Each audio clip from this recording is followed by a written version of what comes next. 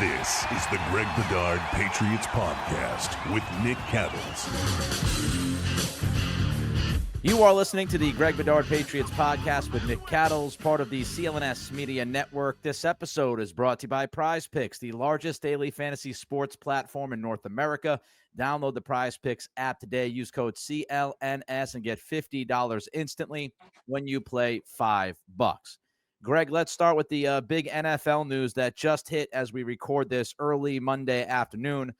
Terry McLaurin gets an extension done with the Washington Commanders. It's a 3-year, $96 million deal. I am not surprised. I'm going to guess you are not surprised. Yeah, 100%. And I assume, when that comes out, it's like that's top value if he does like everything. I bet when we hear about it, it's probably in the high 20s, really. And sort of to bridge the gap. And I don't know why it needed to take this long. I mean, maybe McLaurin's people were being a bit, stubborn and, because I think the Commanders realized what they wanted to do, but Terry McLaurin also at his age, he's not going to get top of the market, and so they had to find some middle ground. They did. Now we can stop talking about Terry McLaurin possibly being available, which I never thought he was ever available, which he wasn't. So now we can move on to, I don't know, something else. Yeah, I mean, it just makes so much sense. I mean, Washington has the momentum, got to the NFC Championship game last year. Obviously, the week of practice against the Patriots, the preseason game, it was clear that that offense was not going to survive at a high enough level without Terry McLaurin involved. And I just think this is the latest reminder to all Patriots fans, and this is something Greg has talked about. I've talked about it. The way you build your football team is through the draft. Yes, you might be able to make a trade for a big-time wide receiver or big-time player. Every once in a while that could happen, but you need that guy to actually want to come play for your organization. You need things to happen for those kinds of trades to go down. The easiest path, the best path, the most efficient path is the draft. And if you draft a guy like Terry McLaurin, you hit on him, you keep him in town. And that's what the Patriots have to do. Hoping that somebody else is going to bail you out. Yep. It could happen, but it's not very, very likely. All right, speaking of drafting players and drafting wide receivers, Kyle Williams back at practice yesterday, Greg. Big to me because now he's got 2 weeks to ramp up for that first game against the Raiders. Where do you think he's at right now in his trajectory on this roster? Just so people have a little bit of background. So we were allowed to watch practice yesterday. We will also be able to watch practice today. I will not be able to be there because I'm actually doing Felger and Mass today because I had to move in the other kid to college tomorrow. So, but the rule is that we couldn't report on anything beyond the first 20 minutes, like we would see in a regular season practice where we watch stretching and individual drills and then they kick us out. So we couldn't say anything. I mean, I will generally say the offense and Drake Maye looked pretty good yesterday. So that's all I'll say on that. It's a shame that we couldn't report more on that, but it is what it is. And, Kyle Williams, all I'll say is he was involved. It looks like, I think when we sort of left off, he was, sort of running with the twos, the second unit. I would say that was consistent. It wasn't like, he just jumped out there first day, but I think from what we saw of him, even in just the individual periods, like I think he looks all right. I mean, he looks fine. He looks like he's doing well. They're taking it, I would say, a little bit slow with him, but for me, there's no reason why in the 2 weeks leading up to the game that they can't get him ready, and I expect him to be a contributor in week 1.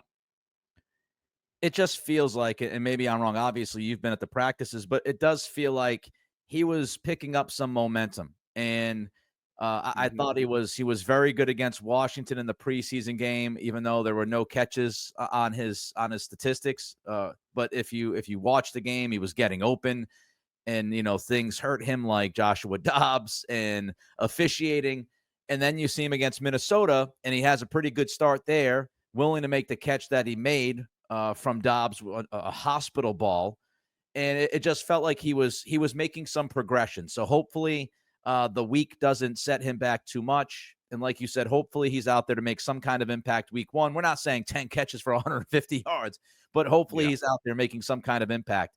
Kendrick Bourne, still not back. Does he have a spot on this roster? I just did my my final-ish 53, and I say final-ish because I'm an idiot. I forgot what day it was yesterday because I've had a busy couple weeks. Moved in twin number one a week ago. Then I just got back. I just got back yesterday with an early morning flight before practice from my nephew's wedding in North Carolina. Shout out Sage and Matthew. And I got it all mixed up. I thought today was Tuesday, and that the final cutdown day was today. So I was like, oh well, they have practice from 2:15, 2 to 4. So they're not going to practice with people that they're going to cut at 4. Whoops, today's Monday. So they still have another day, and they're not practicing on the day of cutdown. So depending on what happens in practice today, I might revise it a little bit. But I will say, I moved Kendrick Bourne to in-season IR. Now they changed the rules where there are two players that you can pass. It used to be when you wanted to move somebody to IR, even for in-season IR, you had to have them on the roster at the 53, and then you could move them and then claim somebody or sign somebody after that. They changed that where two guys you could put directly on in-season IR where they could come back after 4 weeks. And I gave Kendrick Bourne one of those slots. I don't have any inside information on it. It's a guess. And now that I think about it, TreVeyon could be another guy if they wanted to go that route. We also don't know, there were some notable absences yesterday at practice that we're not sure whether they're, and maybe we'll learn more from Vrabel today, guys that were hurt in the game and not able to practice. We don't know that, like a Jack Gibbens or a Cole Strange or a Marcus Epps. We don't know. But I moved Kendrick Bourne. I think it's definitely up in the air whether he even makes this team. I still think a trade would be good, but if he can't get on the field, how are they going to trade him? Right. So that's why I'm thinking, in-season IR, move him to the roster. Maybe he plays enough where if they want to deal him down the road, before the trade deadline, they can do that. So right now I have him on the roster tentatively with an in-season IR spot. Well, we know what's going on with Jalen Polk, thanks to Jordan Schultz and others who reported last week that Polk is headed to the IR. He's done for the season. And, of course, Mike Vrabel met with the media after the Giants preseason game and did not seem too happy. He mentioned the rats and trying to find the rats. And since then, I know that, he's gone on. I think it was on Greg Hill where he passed it off as a joke. How'd you take the rats comment and what'd you make of Vrabel's approach with that story leaking out? So specific to the Jalen Polk, all these rats around here comment. I just think that was, and I know it's been overblown, shocking. And Mike's really going to have to watch that. It's because in Nashville nobody really notices. In Boston, obviously everybody knows it. And if you throw rats out there, it's just chum in the water for these people. They're like, who's the rat? Who's the rat? And then they spend segments trying to guess who the rat is. My read on it and talking to people who know Mike, is he generally irritated that there are reports coming out about his team? Yes, he is. I don't know what kind of parameters he's laid down with his players, with people in the building. I will say about the Polk thing, it was 1,000% the agent. And he knows this. And Yeah. by the way, Mike Vrabel and his people are no stranger to leaking things. Everybody does. Bill Belichick was, the most paranoid guy about uh, stuff getting out about his team, and he was one of the biggest leakers about his team. He did it himself. Everybody does it. Every coach does it. They want to get their perspective out there. The Polk thing was just, if you know who the reporter was, and good job by Jordan, breaking this. Certain reporters have, they lean a certain way as far as sources, whether they're front office people, whether they're players, whether they're agents. And Jordan Schultz is a heavy agent guy, and he's trying to come up in the business. That's how we sort of all come up. Nobody. A lot of people, when I started covering the Dolphins, Dave Wannstedt and Rick Spielman, they weren't returning my phone calls on day one when I started covering the beat of the Dolphins, or then even Nick Saban after that. And so you hustle and you try to, develop relationships with the agents, and, you protect them. But they're really when you're breaking into this, the agents is the best way to get information for, young reporters. And this was 100% an agent story. Mike knew it, but I think it's just his way of busting chops, dealing with things, getting through that he's a little bit irritated. But I also think that a lot of that comment after that game was about how bad the team played against the Giants. I mean, they were horrendous. And it was another one of these signs that how bad the depth is on this team at this point in time, which we talked about a lot in the last podcast. All right, we got to get to the overall preseason 3 up, 3 down from Greg, each side of the football. We will do that. But first, here he is telling you about Prizepicks.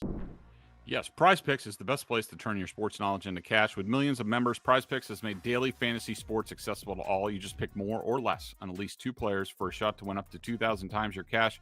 Run your game all season long on Prizepicks. I love sitting down for the game.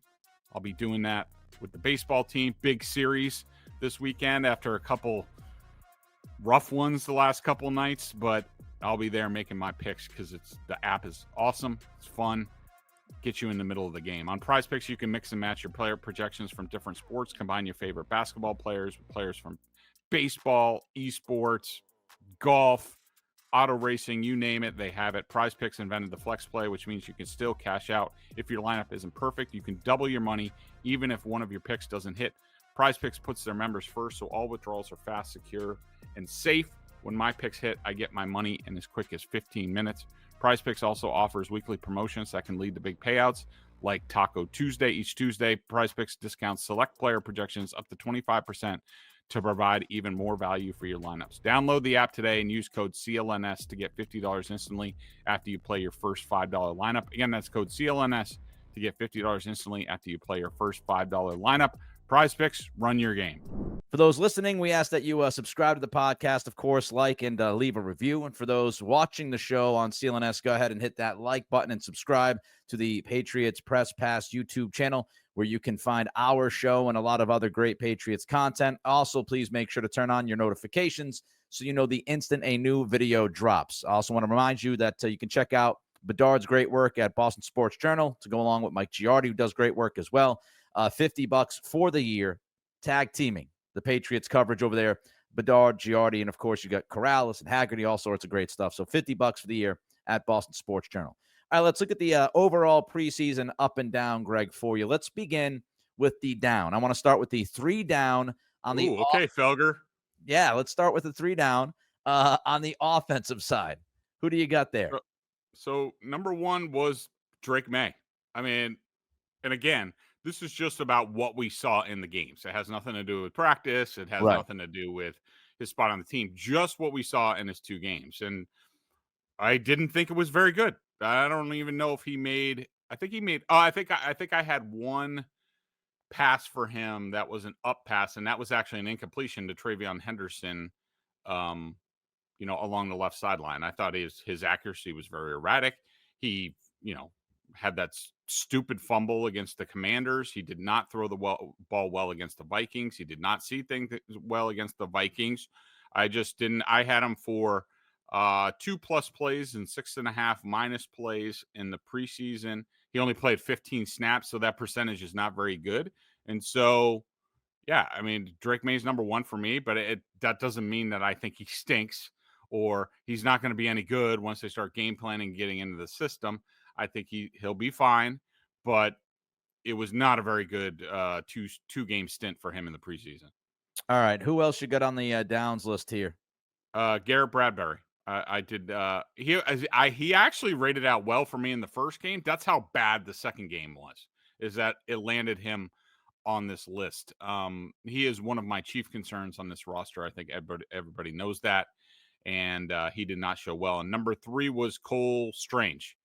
He was given every opportunity at left guard, center, right guard to grab a spot on this roster. I think he failed at it. I do not expect him to be on this team. I will say in his defense, that holding call on the goal line against the Giants, that was not entirely his fault. That was also the fault of Caden Wallace, who was supposed to help on that guy a little bit more. Caden Wallace, another guy who might not be on this roster, failed to do that and basically hung Cole Strange out the dry.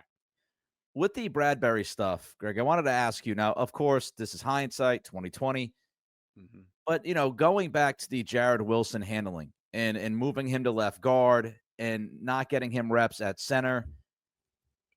I know they got Ben Brown, but would you have handled that a little bit differently and maybe put Bradbury's feet to the fire sooner? I mean, are his feet even to the fire right now? Or is he, I mean, he didn't dress against the Giants. It feels like he's going to start at center.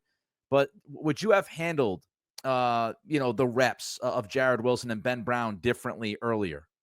Well, I don't know if I would have done that because I do think that they gave, for a little bit, they gave Wilson a chance. But I think they were more worried about, all right, how do we get the best 5 on the field? Obviously, Jared Wilson is one of our best 5. Like, what are our other options? This is where I am on this, Nick. And I just put this in the Felger and Maz email.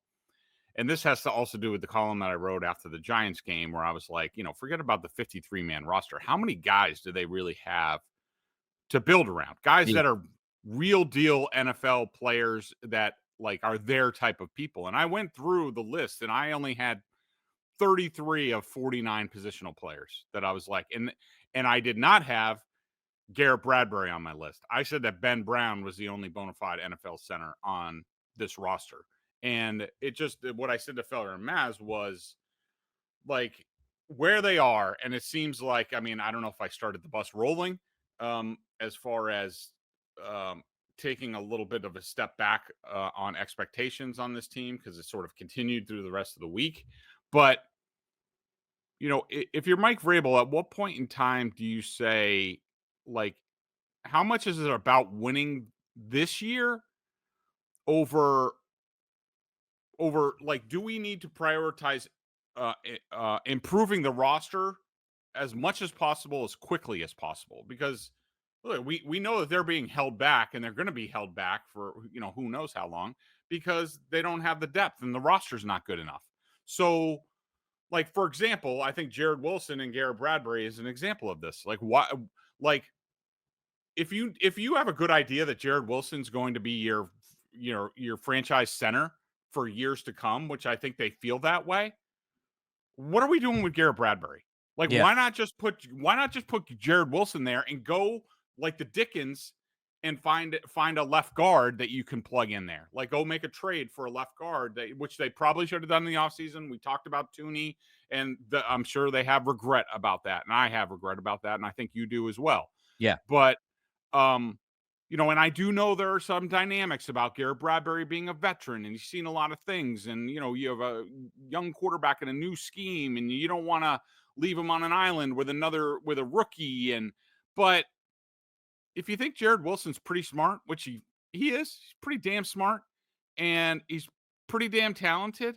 I don't know, do you go through some bumps in the first 4 to 6 games so that then second half of the season it takes off? I don't know. I'm just having a lot of those thoughts these days. Yeah, my buddy Jim Louth, who you know well too there, Greg. I was talking to him last week, and I thought he put it perfectly about this roster. He said, roster spots like 5 through 35, this team could be, in the mix, Yeah. pretty close to everybody else. But the tippity top of the roster is missing, and the depth is missing. So 1 to 5, you got questions, and then 36 to 53, it's like, well, what do we really have? And I thought that was a smart way to put it. All right, 3 up from offense. 3 up, real quick. TreVeyon Henderson.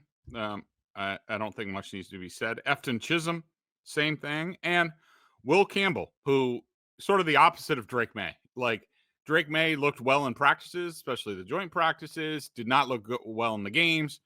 Will Campbell struggled in the practices, but looked pretty good in the game against backups, which you were hoping he should do. I thought he played well in his 2 stints. I don't think it was very much. It was 29 snaps that he played. I only had him for 1 minus play in those stints. So that's something to build off of, a little momentum going on in the season.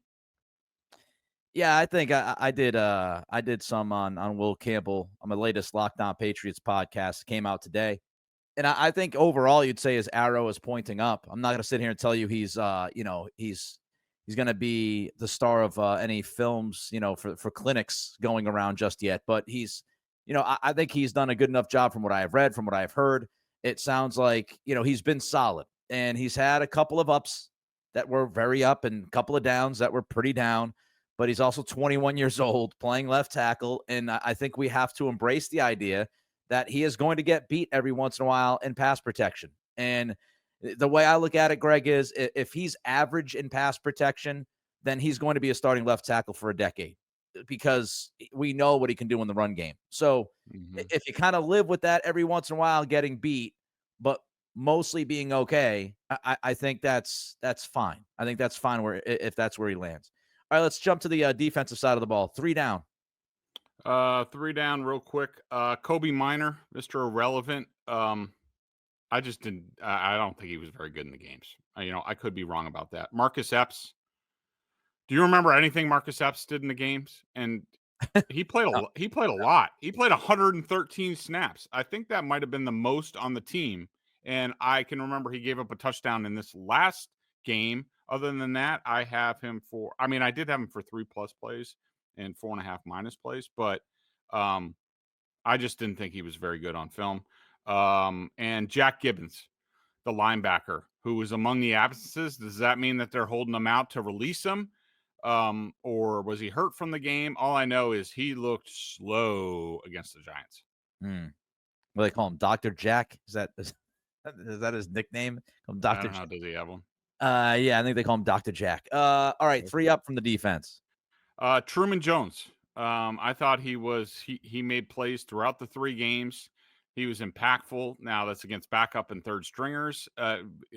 He's one of these guys that, like, am I overrating his game performance? And do the coaches, are they all that impressed with him? Like, I could see him being like, I've had him on my 53 since like week 2 of camp, but if he ends up getting released, I could be like, yeah, I see that. Like, they must, no question he's been productive, but does that keep him on the roster? I'm not sure.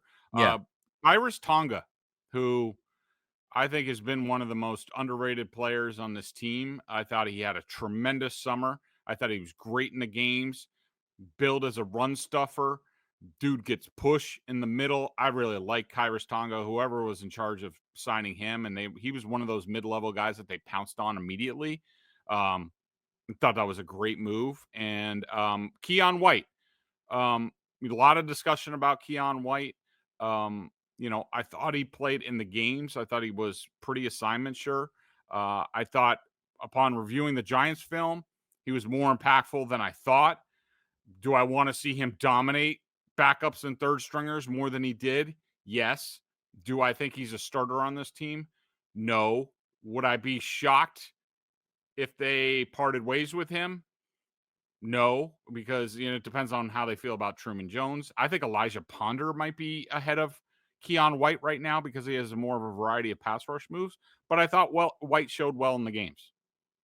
All right, we got more, but first, don't forget CLNS Media Network, Celtics All Access on CLNS for behind-the-scenes content segments from their many Celtics podcasts, their NBA History channel, Patriots Press Pass, and Bruins Ringside, and of course, download the Prizepicks app today and use code CLNS, get $50 instantly when you play $5. All right, let's run through Greg's 53-man roster, his finalish 53-man roster. Let's start defensively. At defensive end edge, you've got Landry, Chason, no surprise there. Keion White, Braden Swinson, no surprise there. You have Truman Jones and Elijah Ponder making it. So you got 6 edges / defensive ends. Anthony Jennings. You got in the trade category, Greg. Yeah. We've talked about him a lot. I just don't think he's an ideal fit. I think he will be of interest around the league. They've sort of held him out. Is he really dealing with an injury, like what have you? I think he's their best trade chip right now. And I think it's more about, I think they did a great job. Elijah Ponder, is a player. His positional coach was raving about him. They drafted Braden Swinson, and then you have Truman Jones. I mean, if I'm overrating Truman Jones, what the Patriots internally think about him against, like, say, NFL starters, then Jennings is on the roster. But if a guy like Ponder didn't flash, Swinson didn't really flash all that much once in a while, but he's a draft pick. I think Jennings would have a place. I just think he was sort of replaced by Elijah Ponder. We look at defensive tackle. Greg has 5 on his 53. Milton Williams, Christian Barmore, Tonga, no surprise. Farmer, not a surprise because he was a pick. And then you've got Jeremiah Farms on there. There's your 5. And interestingly enough, I wouldn't say shocked, but slightly surprised that Pecco was part of the early round cuts after they just added him in his history with the coaching staff. But those are your 5 DTs. Yeah, I wonder if they, told him, stay close or whatever. I mean, he's a veteran, so you give him a chance to hook on with somebody else. But if he doesn't, he'd be an ideal guy for the veteran spot on the practice squad. Especially if they go skinny there. So say maybe like a Jeremiah Farms doesn't, make it. I think he should. I will say, Ritzy and also Olajiga, the 2 guys that I have cut, those guys were impressive this summer as well. I mean, Olajiga is the international pathway player, and you just think, all right, throw away roster spot. That guy was good in the games. Like, he did a nice job. And like Ritzy is a guy we talked about going back to OTAs where he looks like an Adonis. I mean, he's built like muscle upon muscle from head to toe. And like, I would love to see both. Well, Olajiga, they get a roster spot for him in some way. Once the regular season comes, Ritzy is a guy I would love to see on the practice squad at least, but I could see him getting picked up by another team. All right, we go to linebacker. Very interesting set of linebackers Greg has settled on here. He's got 5. Spillane, not a surprise. Ellis, not a surprise. Then it gets a little funky. You've got Jelani Tavai making the roster, but you also have 2 guys now on your final 53 or final-ish 53 that had not been on there prior, and that's Cam Riley, who you have said you like. You like him so much, you now got him on the 53. And Marte Mapu, who looked like he had a pretty good game against the Giants on Thursday night. And you cut Jack Gibbens. He's gone. So what made these decisions for you here at linebacker? So really it was about, a couple things. And like I said earlier, I think I'm going to move Tavai to in-season, depending on if we see him at practice today, move him to in-season IR. Cam Riley is a guy that I have liked. He's taller, he's longer, he's got a little bit of a speed element to him over like a Monty Rice. And like Monty Rice I had on the roster for a while until the Giants game. He was horrendous in the Giants game. Took a couple of bad angles in the running game. I thought he was the key guy that allowed that ridiculously easy screen touchdown. Yeah.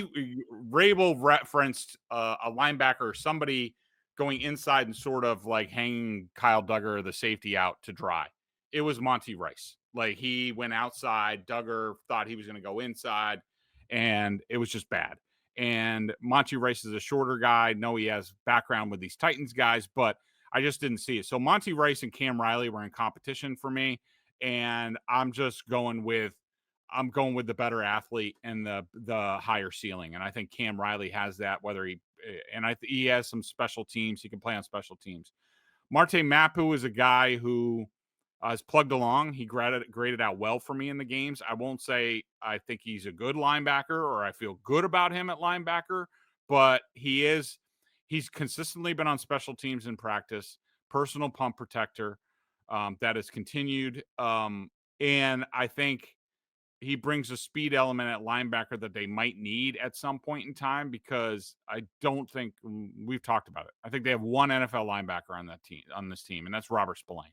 Other than that, Christian Ellis is fine, but you could take it or leave it. And so maybe this is wishful thinking, but going with Riley and Mapu, I'm prioritizing the athletic ability because they don't have any at linebacker. All right, you got 6 corners.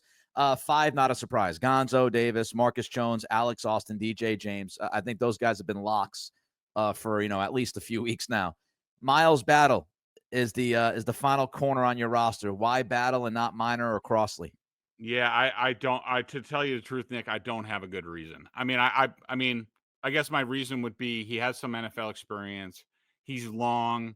I did not like him that much in the preseason. I didn't think he showed great. I thought Kobee Minor was worse. Are they going to prioritize a draft pick? I don't know. Crossley has flashed at times.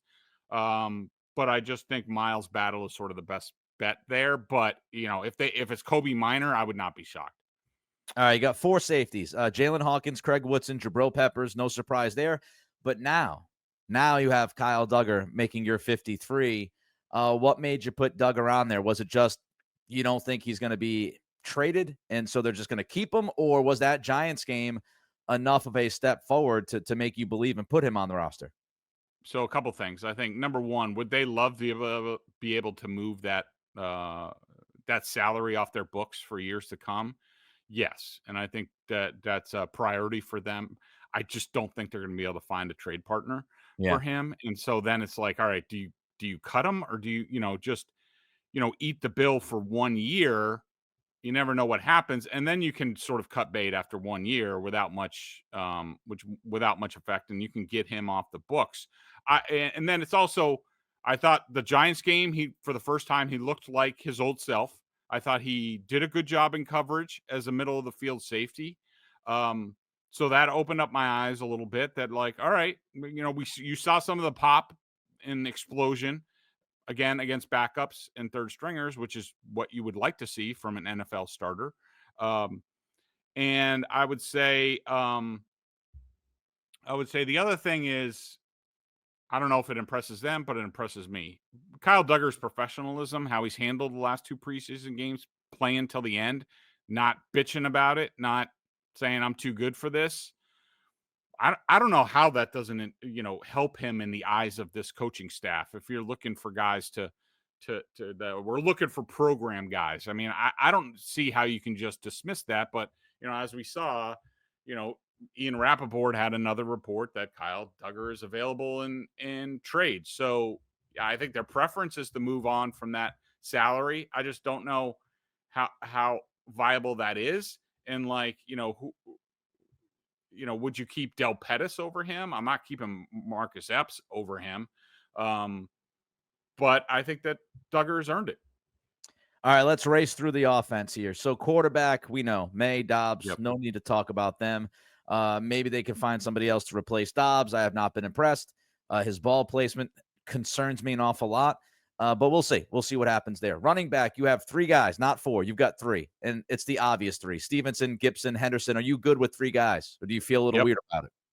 Yep. No, get JaMycal Hasty or Terrell Jennings or both or somebody else to the practice squad, and I'm fine with it. Tight end / fullback. This is interesting. You have 2 right now. You have Henry and Hooper. Nobody else good enough to make it as the 3rd guy. Is this a spot that you're absolutely scouring the waiver wire, hoping somebody comes free? Yes, that would be ideal, but I don't know how crazy I am about adding a 3rd tight end at this point. It was Jack Westover keeps going on and off my 53, and I like Westover, and I think he's a good player. Good blocker. We've seen him in the fullback role, but when you think about these things, you're like, is anybody going to claim him? I mean, is anybody really going to claim Jack Westover? Then probably not. And you can put him on the practice squad if you want to, a little bit more time. Maybe an injury happens where a roster spot opens up and you sign him there. But you can elevate him like 3 times or whatever it is from the practice squad if you want a fullback in that game. So I think I'm fine with him being on the practice squad. All right, let's get to the fun one. Wide receiver. You've got 6 receivers on your roster, not 7. You talked about the Kendrick. No, I do have. I did not change. I did not change the numbers on. Oh, you have 7. Sorry, yes, you have 7 7 guys. You talked about Kendrick Bourne and the in-season IR approach. So you've got Diggs, Hollins, Williams, Douglas, Booty. Those 5 have been known. We all feel like Chism's there, especially after the Minnesota game. You do have Javon Baker making it. Why? Special teams. He caused the fumble in the Giants game. I was watching their gunners at practice yesterday, and he's certainly a different physical profile than their other guys. Again, another guy who's showing, surprising to me, pretty good professionalism, like, dealing with going on special teams and doing his job. Like, he is big, he is fast, he's different than, most of their other gunners outside of Brendan Schooler are sort of like, the skinny cornerback types, whether it's, DJ James or Alex Austin or, Miles Battle, like those type of guys. And also, with Bourne's predicament, it gives them a little bit more time to evaluate Javon Baker. And he has flashed at times. So it just a little bit more of an evaluation period to see whether they want to be in the Javon Baker business long term. All right, let's wrap it up with the O-line. Tackle. You've got 4 on this list. You've got Will Campbell, no surprise. Morgan Moses, no surprise. Marcus Bryant seems to be the 3rd guy on this list, really, the swing tackle for now. And then Vidarian Lowe. Demontre Jacobs gone. Are you looking to add a 5th if you can? I'm looking for an upgrade over Vidarian Lowe, and I don't know if that's out there. I can't tell you. I'm not in pro personnel. I will say probably the funniest thing that I saw yesterday was I don't know who had the report, but that the Patriots were shopping Vidarian Lowe and Demontre Jacobs, which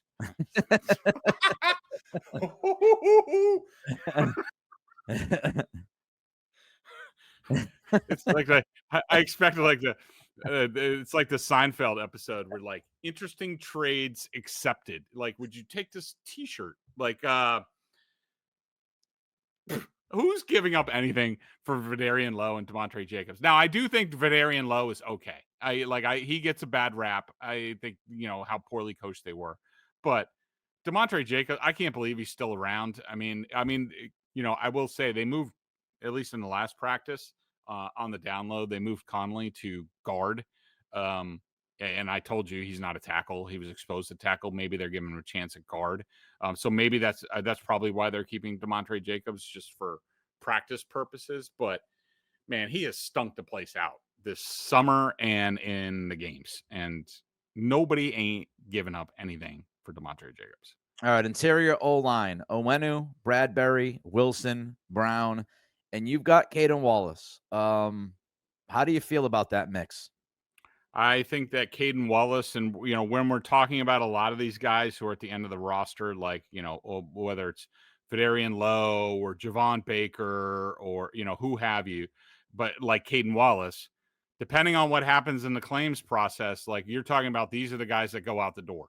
I mean, Caden Wallace, I would say his roster spot, if he has one, is tenuous at best. I think the Patriots will, both at center and guard, will be looking for some sort of upgrade.